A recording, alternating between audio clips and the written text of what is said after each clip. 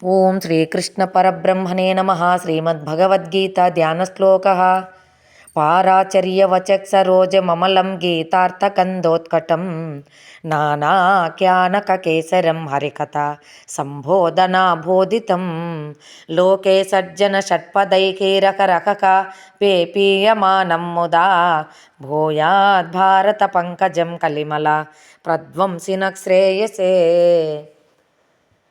పరాశర మహర్షి పుత్రుడైనటువంటి వ్యాస భగవానుడు, అతను పురాణాలు, ఉపపురాణాలు, ఇతిహాసాలలో అందించినటువంటి ఆ జ్ఞానసాగరంలో పుట్టినటువంటిదే ఈ యొక్క భగవద్గీత అనేటువంటి కమలము.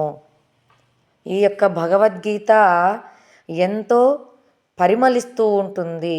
గంధం ఏ విధంగా పరిమళిస్తూ ఉంటుంది, నానా అర్థాలతో ఈ యొక్క భగవద్గీత పరిమళిస్తూ ఉంటుంది. ఇది అనుసంధానం చేసుకున్న వాళ్ళ జీవితాలు కూడా ఎంతో శోభాయమానంగా గోచరిస్తూ ఉంటాయి.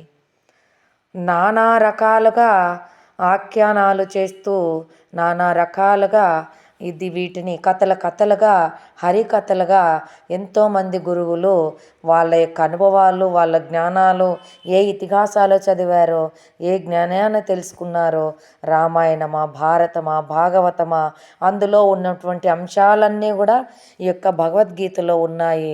వాటన్నింటినీ కూడా మనకు అందిస్తూ ఉంటారు. లోకే సజ్జన షట్పదైకి, లోకంలో సజ్జనులైనటువంటి వాళ్ళు, వాళ్ళకున్నటువంటి షడ్గుణాలు ఇక్కడ చెప్తున్నాడు. 6 ఇంద్రియాలతో సమానంగా చెప్తున్నాడు. తేనె ఏ విధంగా పువ్వులో మకరందాన్ని గోలటానికి 6 పాదాలు ఉంటాయి, దానికి వెళ్ళి ఆ పువ్వులో మకరందాన్ని మాత్రమే స్వీకరిస్తాయి.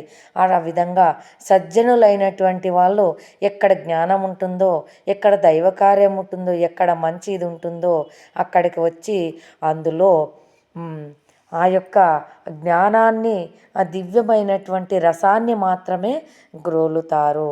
ఆ విధంగా వాళ్ళందరూ కూడా ఇందులో సారాన్ని గ్రోలుతారు.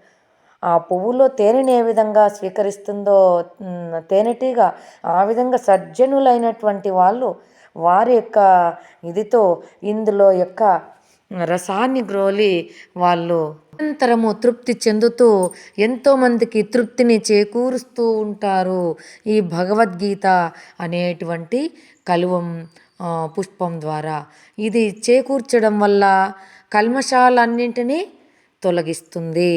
ఈ మహాభారతంలో మధ్యలో ఉన్నటువంటి ఈ యొక్క ఈ పుష్పం, ఈ కలువ పువ్వు మనకందరికీ శ్రేయోదాయకమని తెలియజేస్తున్నారు. శ్రీమాత్రే నమః.